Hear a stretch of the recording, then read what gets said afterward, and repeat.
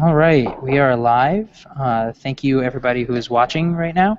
Um, we are starting the 2016 Round 1 Hive, the Hive Chicago Fund for Connected Learning RFP webinar here in Chicago. And we're just going to take a few minutes, the next 10 minutes or so, to let people find us online and connect with us. There's multiple ways you can connect. You can join the actual RFP webinar live on air with us and ask your questions or have a conversation with us live. You can also go to the event site on our Google page, and that's on our Google Plus page. You can go to the actual event site where it's located, and you can use the Q&A feature to ask real-time questions, which we will respond to during the webinar. And when you ask questions through the Q&A feature, it will actually log our responses. So it'll timestamp when we respond to that question, which makes it easy for folks to go back and see the response later. And we're also in Slack channel. So Hive Chicago has a Slack channel. I'm going to add that link to the event page. And that Slack channel is http hivechicago.org/Slack, and we're in the Hive Fund channel.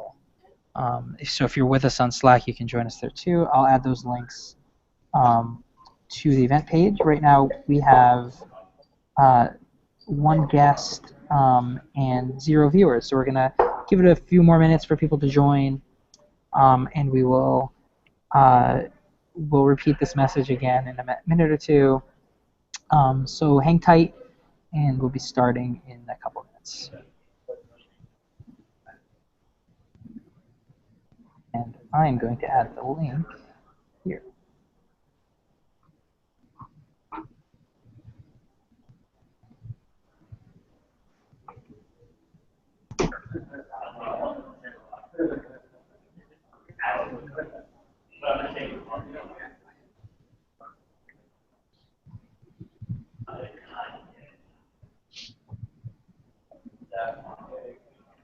So,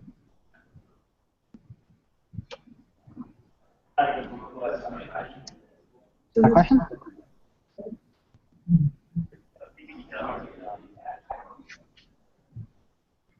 Cool. And I've just posted the link to join us on Slack to the event page, maybe. Seems to have not worked. All right, I'll try that again in a minute. So welcome. I think we have at least one viewer who's just joined us online. So welcome. We are going to get started in a few minutes. So welcome to the Hive Fund for Connected Learning round 2016 round 1 webinar. We're going to be covering a few details about the Hive Fund RFP in the next couple of minutes. In the meantime, you can find us in a couple different places. We are on our G+ event page for this webinar. You can actually interact with us there by leaving a comment or using the Q&A feature to ask a question. Any questions that are posted through the Q&A feature will be answered by us during the Hangout.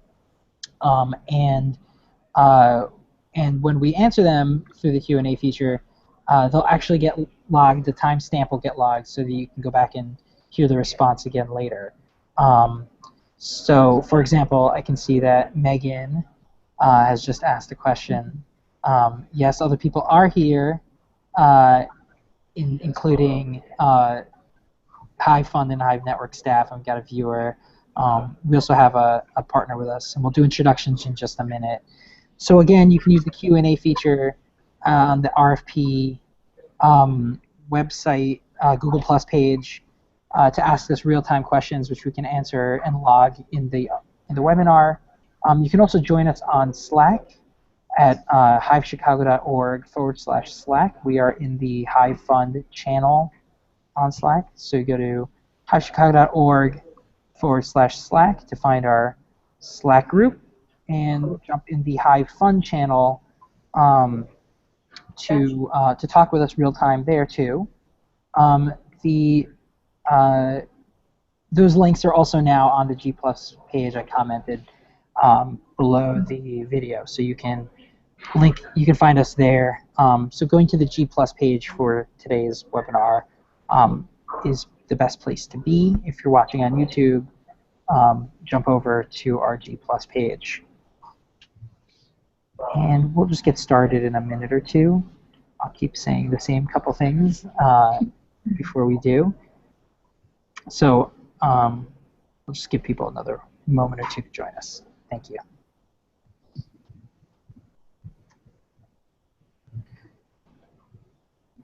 Actually, while we wait, why not start with some introductions? So my name is Robert Friedman. I'm the portfolio strategist for Hive Chicago, and I help run our network. So the network of member organizations that participate in the fund, which is at the Chicago Community Trust. And so I'm joined by my colleagues at the trust. Would you like to introduce yourselves to the world? We would be happy to. So I'm Maria Hibbs. I'm the Executive Director of the Hive Chicago Fund for Connected Learning at the Chicago Community Trust. Welcome. Hi, and I'm Sana Jaffrey. I'm the Program Officer with the Hive Chicago Fund for Connected Learning at the Chicago Community Trust. We're really glad you guys could join us, or for the one person viewing so far. And we do have a member guest on too. I won't put them on the spot. But we're joined by Ermania Solorzano from the Center for College Access and Success at NEIU. And throughout the broadcast, Ermania or anyone else who joins us later, if you'd like to interrupt us to ask a question, please feel empowered to do so. But I see you're muted now. And I think I'm going to say one last time about where you could watch this. In case the viewer is not the same viewer, but or anybody watches this later, because you can find a Q&A feature on the Google Plus page for this event, where you can ask questions and we will answer them real time, and it actually logs when we answer them, so that creates a timestamp anyone can go back to later to view and hear our response in the webcast. And you can also find us on Slack. Hive Chicago has a Slack page at hivechicago.org/Slack. So you can join us at hivechicago.org/Slack to have a chat now or anytime later to reach members of the network or the fund. We are in the Hive Fund channel on Slack. So without further ado, let's get started. I'm going to go ahead and screen share Sana and Maria's slides so that they could walk through them, and I'm going to hand over the mic to Sana and Maria.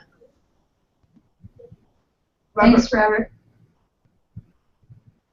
Thanks. I'm also just going to add, if there's anyone on the line that has any particular questions that we don't address during the session, feel free to contact us offline, either through Slack or via email, which we can share. And if you have any glitches, like, if it's your first time using Grant Central or anything like that, feel free to also reach out. Great. So I'll just kick it off by providing a kind of some high-level comments about marking December 4th on your calendar, because that's the deadline for proposal submission for this particular RFP, the first round of 2016. We have a grant pool of $550,000 available in this particular round, and we look forward to seeing some great applications, as we have so often had from our partners within the Hive network. After you submit your applications, we'll be reviewing them and conducting site visits, and we should have final award notifications ready toward the end of February. So with respect to any changes to the application, I'm going to hand it over to Sana to talk about those. And otherwise, we look forward to getting your applications and reviewing them and seeing what kinds of great things you have cooked up for us this time. Thanks, Maria. I'll quickly go through the agenda. It's not a very robust agenda, but we are a little, it's 11:35, so we're a little bit behind, but basically we're going to start with application updates. So there weren't any major changes made to the application, but we worked on refining some of our language, in terms of what we mean by innovation, what we mean by spread and scale, what we mean by those directly served versus indirectly served. So we'll go through some of that, and then the rest of the time will be used, honestly, for Q&A, so we hope that we get some questions. If not, feel free to reach out to us afterwards. The first application updates were in relation to the detailed questions section. I know this slide might be a little bit hard to read, but the third question asks, how will this grant help shape the professional development of the educators, mentors, designers, administrators at your organization leading this work?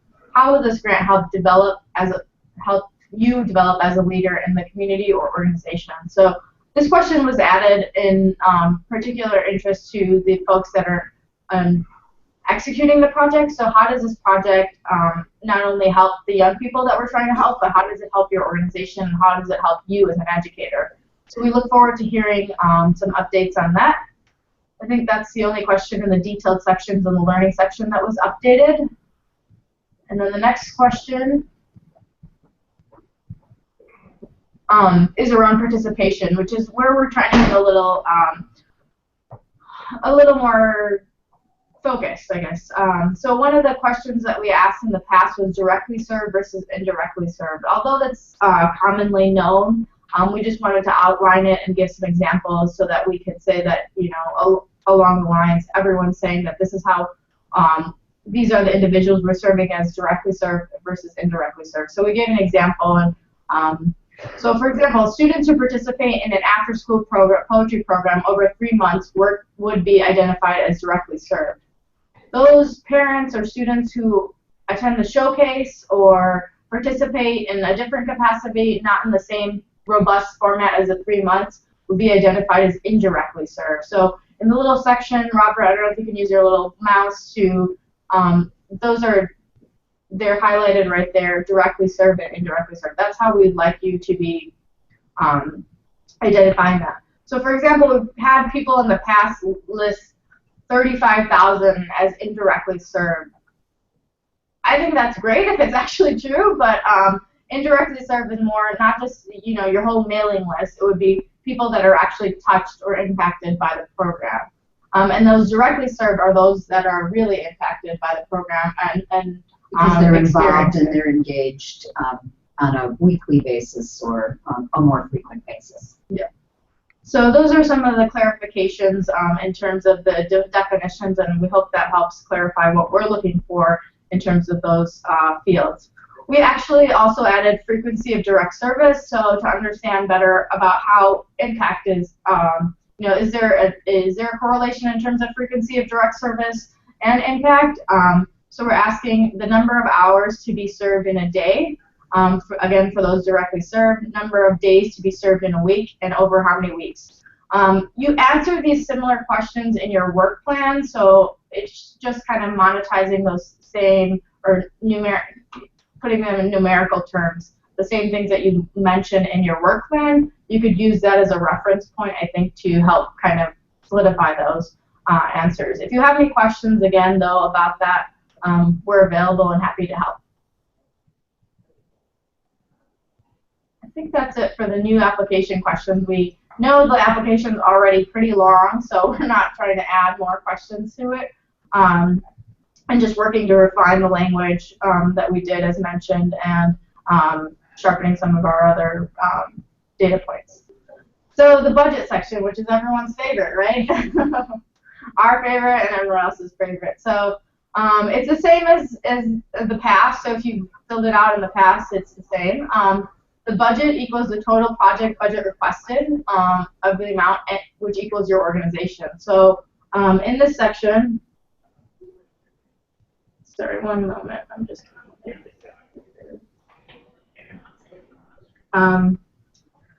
so if your organization is requesting from us $10,000, but your whole total project revenue may be $100,000. So your whole total project is $100,000. So that's a catalyst grant. But the amount that you're requesting from us is $10,000. That would be the first line that you're going to enter. You have, say, another partner who's going to be the partner on the project, and they're requesting $40,000.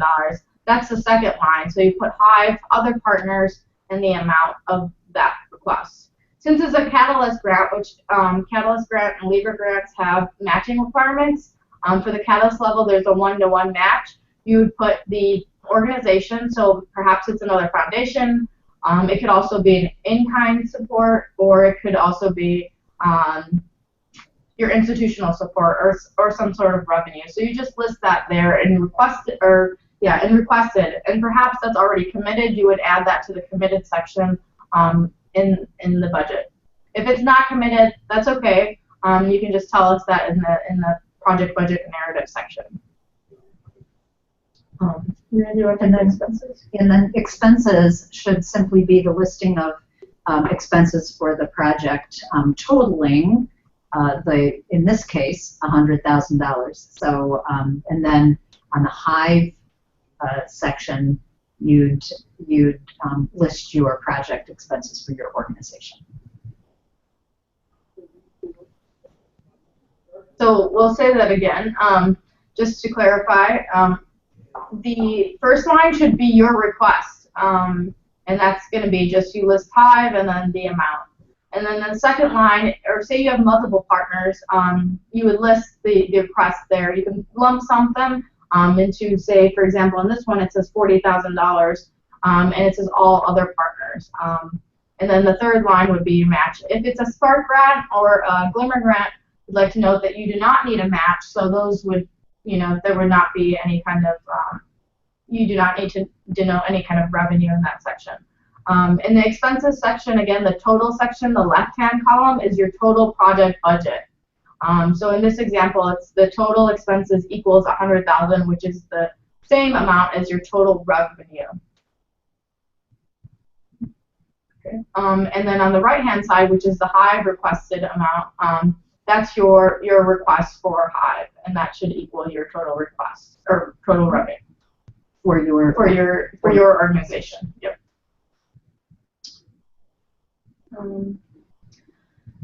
We're going to go back a little bit for organizations that have never maybe applied before to the next slide. Oh, actually, Sana, if it's okay for me to interrupt, I think it's a good time to ask one of our viewer questions. And it has to do with the direct-indirect service. And this question comes from, and you may be able to see it yourself, Sana, in the Q&A feature of the Hangout.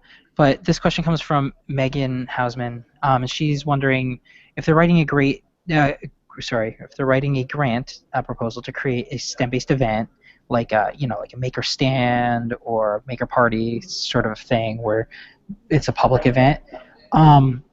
Would participants in that public event be participating directly, or would those would those students who maybe later, based on their participation at that event, joined a program, be considered direct? So I think the question is sort of around the nature of the programming.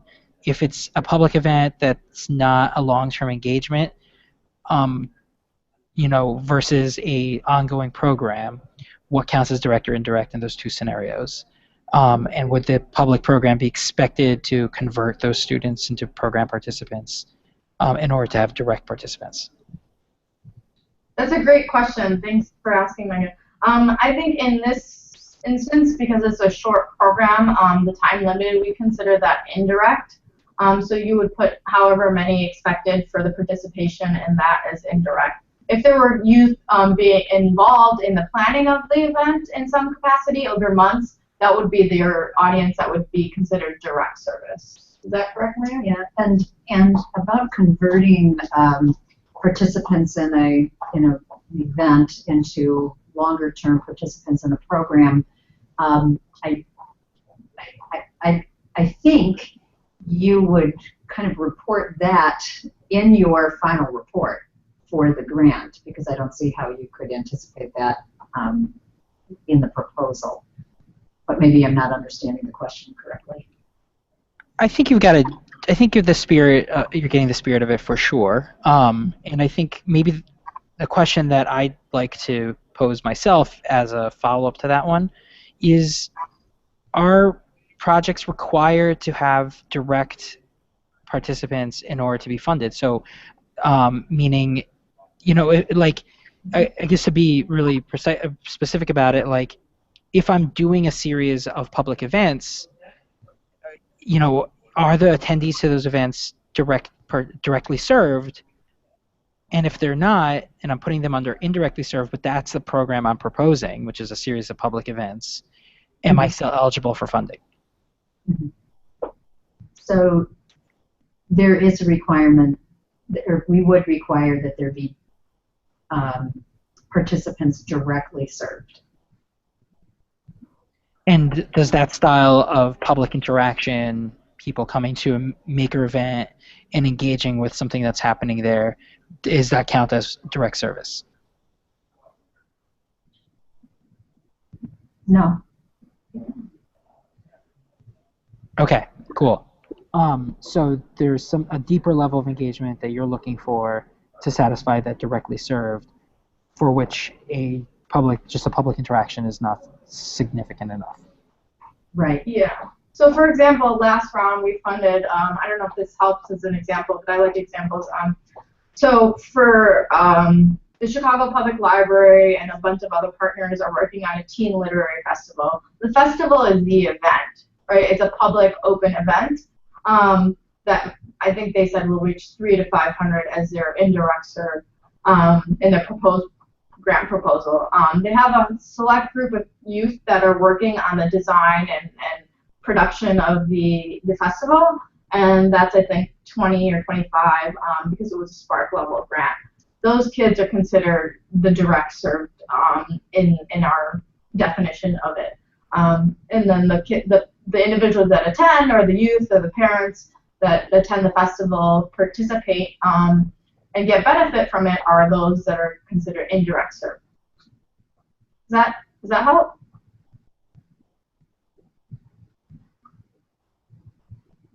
Sorry, I was muted. I think that's. So I don't know, Megan, if that helps or answers your question, but I can't see the chat. Right. So I think that that's the answer to the question. And if Megan has any follow-up, she can use the Q&A feature to ask follow-up questions. But that was, I think, a really robust response to a complex question, which we should probably leave at where it is and move on to the rest of the webinar, and then come back to follow-up questions from there. So let's keep going, and I think this is an area we can continue to explore using Q&A.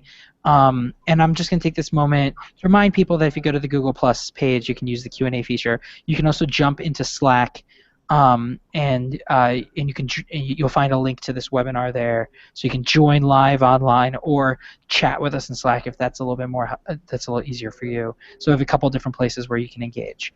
So let's keep going, Sana, just to keep the momentum up, and we'll come back to any further questions from Megan in a second. And I think we are on the outcomes and measures slide at this point. Is that correct?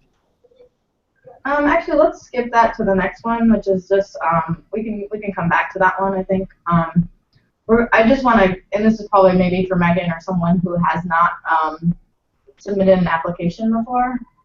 Oh, in the version I'm presenting, the outcomes and measures slide is the last one. Okay, Did I reload? So just as a background, if you're presenting for the first time, if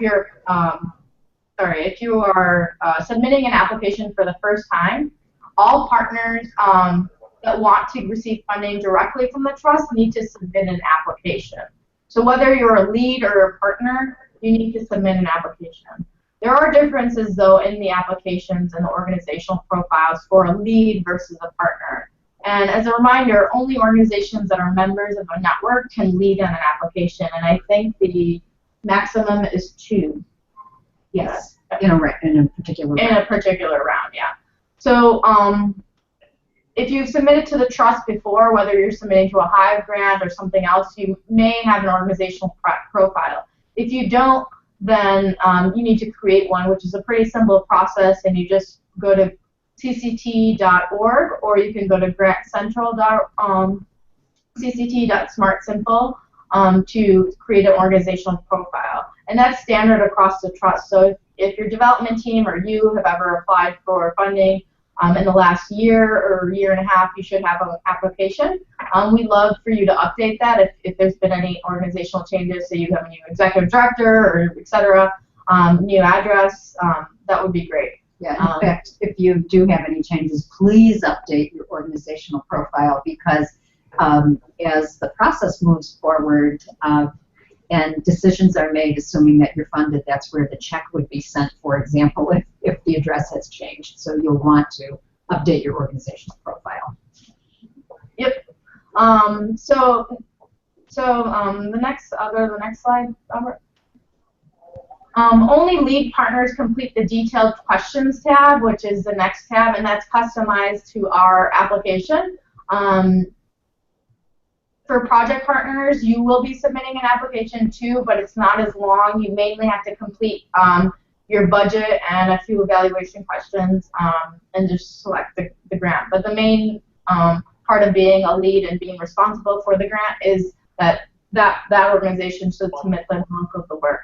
Your questions or your answers should be identical. They don't need to be specific other than the budget section, which is unique to your organization. On to the next one. Only questions appropriate to grant. So remember, all the questions that are based on which type of grant you're submitting. So if you're submitting a Glimmer, a Spark, Catalyst, Lever, or Link, the questions will be different based on what level. The Link grant is a unique grant in that it strengthens the Hive. So if you're working on that grant and you haven't talked to Robert yet and done a consultation, I definitely recommend doing that. Maybe he can squeeze in some time. Although I think the deadline has already passed for that, but we can work on doing that. But those are basically kind of the overviews of the basic application. Only the questions appropriate to grant category will be displayed. And then now we can go into outcomes and measures. And this is just kind of a broad overview of what we talk about in terms of outcomes measures, which is the last tab in the application. So it's a broad statement. Your goal is what you're trying to execute maybe as an organization, your broad statement of the ultimate goal of your program. Your outcomes and your measures are a little more specific in that how are you going to reach that goal? I think I also see a question from Hermione on this side. I don't know if we should just wait or we can answer that. Robert, can you read that? I can't really read the question in the chat. I see that appearing. Let's why don't you finish the slide and we'll get to that next, okay? Okay, great. Cool. So the outcome is what you're looking to accomplish. So the change in the lives of individuals or families as a result of the program. The measure is gonna tell you, how do you know that you've reached your outcome? Is it through a survey? Is it through interviews? Is it through is it over, and how are you going to know? Is it over what period of time? So it's a specific measurable information collected to track whether an outcome has actually occurred. So, maybe your outcome is, for example, you are trying to teach a certain amount of kids about photography skills or Photoshop. Over a 6-month period, kids will understand digital media skills and specific Photoshop skills. That's the outcome. How are you going to measure that they know that? Is it through a badging? Is it through the number of badges they've received? Is it through a post-survey, a pre-survey, etc.? So those are your measures and your outcomes. And the goal is the ultimate kind of aim of the program. think that's it for me and those questions. Maria, did you want to add anything? No. Okay. The goals and the measures and the outcomes are important at the beginning, and then you'll also report at them at the end of the final report. So it's kind of like your roadmap as to how you know your program's going to be, if it's effective or not. And as time goes on with the Hive Fund and the network, we want to be able to measure and report on what has been accomplished through all the work that you're doing. What are we learning? What is the impact on the field? What is the impact on learners? So just as we're asking for that information, our funders are asking for that information too. And what you're doing is important to the field. We're all learning together. And so the extent to which we can explain our outcomes, identify what we've accomplished both as a fund, as a network, and in your programs, the more we can move the field forward. Well, that wraps up most of the slides. So we appreciate you guys taking the time. There's a few questions I think on the side that we can address, and if there's any additional, we'd be happy to speak to those. All right, cool. So we had a really quick question and then a slightly more involved one. The quick one is, would you just reiterate the limits for leading unfunded projects? Is that 2 submissions, 2 grants? What's the limit for an organization to participate in the fund, the RFP? Mm-hmm. It's 2, so 2 funded projects as a lead. So so that means an organization can only lead on 2 projects. Proposals. Yes, 2 proposals. But they can be a partner on any number of others. Yes. And right, and so that doesn't so only 2 of their proposals would be considered even. Yes. They're as lead only. Right. It's important to note that when we're evaluating proposals, we're reviewing them as part of an entire docket. So for organizations who might lead on 2 and then participate as a partner on 3, and I'm just using that as a hypothetical, we're also going to be assessing your organization's capacity to be able to do all of that during the period. So, so it's important not to spread yourselves too thin. Definitely agree. Cool. The other question goes a little bit back to the sort of the indirect versus direct part of our conversation today, which is, you know, thinking about that sort of public engagement type of project, right, where organizations trying to reach young people through, or their families or whatever, through, you know, a festival or some kind of public performance or any kind of engagement that's sort of short duration and unpredictable. In terms of building in a direct service component, right? So if those public interactions are indirect, would having young people, you know, be the facilitators of the event, or a programmatic approach that helps them own part of that experience or create that experience for the public? Does that count as more of a direct service style engagement? I think it would depend on, you know, I mean, I think it would depend on not knowing all the details, but I think just based on that, you know, we're really interested in projects that are interest driven and that are youth centered. So if they're co-creating part of the public facing event, that is definitely, you know, that is definitely direct service in our minds. Yeah, you know, so I agree, and as opposed to a number of young people showing up to the event and the adult leader of the event chooses a few kids out of the crowd to facilitate, that really wouldn't be. It is really a more prolonged engagement with the project that is important in determining whether it's a directly served young person or someone who's indirectly served. And it's, interested, we ask questions about connected learning and how does the project and proposal kind of demonstrate the principles of connected learning. So I think that's a place where you could talk about how the project is incorporating youth, or maybe your moonshot is related to youth voice in that area too. So those are ways that you can incorporate the idea of youth as part of the participation process of the public event. All right, cool. I think that was pretty clear. But we do have another question. So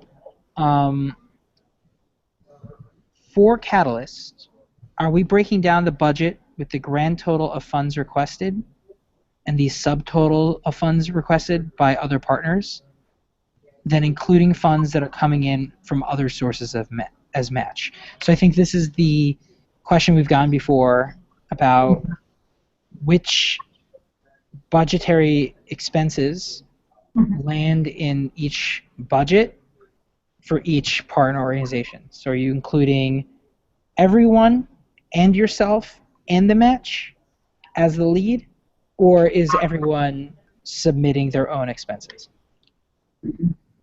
Should we go back to the budget slide? Yeah, I closed it, but I'll have it up in just a second. No, and we can just speak to it. It's okay. Yeah, I'm almost there, so I think we'll be okay. Just don't know why I closed it. Yeah, let's get that slide back up. Here it is, and you guys can use that specifically.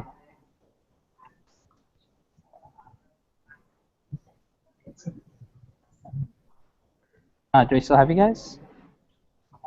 Okay, Oh, sorry. Apologies. new. Let me get that's not the right slide, and this is the right slide, correct? Yes. Yes. Excellent. Okay, so Maria, I'll let you take that question. Yeah, so on the revenue side, you'd be including all of the revenue that your project expects to receive, including so the lead is requesting a certain amount. The partners are each requesting certain amounts. You create rows in which to request that revenue from the fund, and then you add other sources of revenue or support for the project to equal the total amount of revenue you expect. So if you have revenue coming from, in this case, it says the McCormick Foundation, or your organization has another source of funds that you're going to apply to this project as part of your match, you would designate that there. In the committed column for revenue, you'd input the revenue that has actually already been committed to the project. So for Hive, the Hive funds, it would be 0 because we haven't committed yet. But in the case of, let's say, McCormick had already approved and you have in hand the $50,000, you put that in the committed category.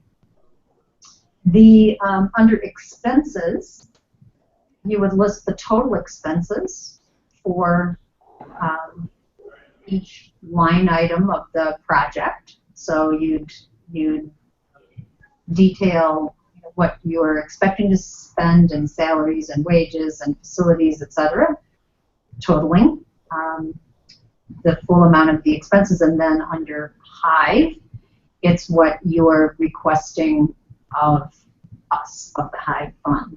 And that would be the organizations, that individual organization who's submitting this application, the expenses that you are going to incur in this project.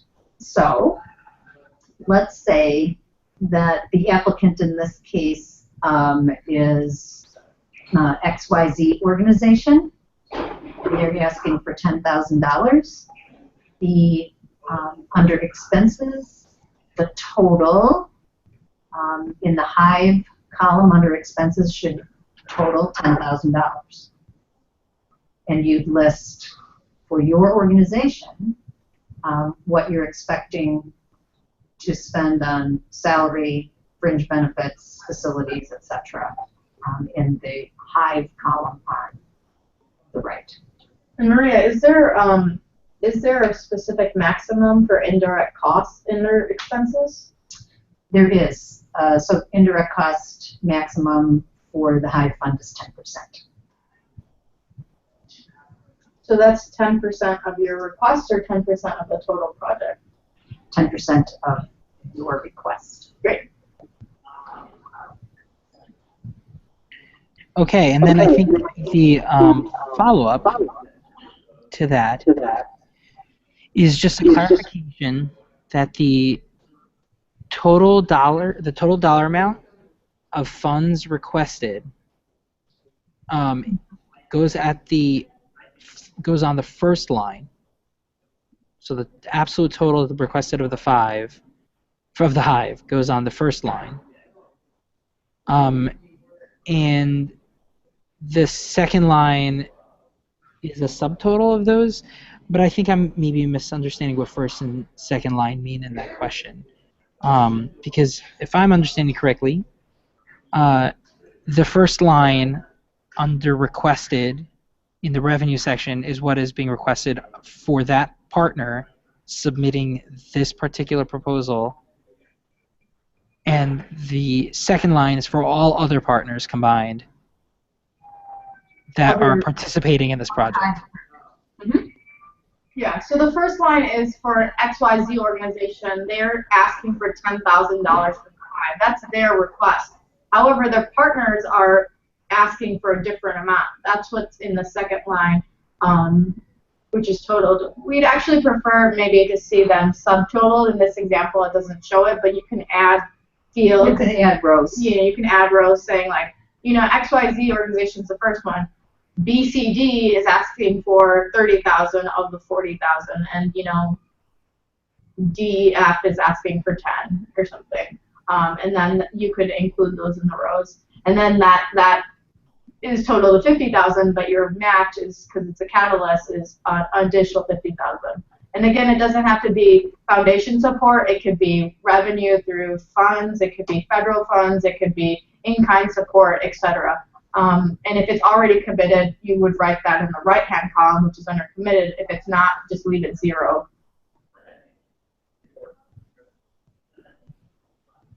Okay. So let's see. There's another question that came in. I'm sort of pre-reading it so I can ask it well. Okay, I think it's just a confirmation that our understanding, our description of the budget is correct, is like understandable. Yeah, the person really, I don't know if it's Hermione or the other person, feel free to sometimes it's hard. We can walk through it. Also, I'm available. You can give me a call and we can work through it together. Because it's actually really important that you get it right in the proposal, because say you're funded, when you submit your final report, that information is pre-populated, and it will ask you to report on that in the final report. So we really like to get it right the first time around if possible. All right, cool.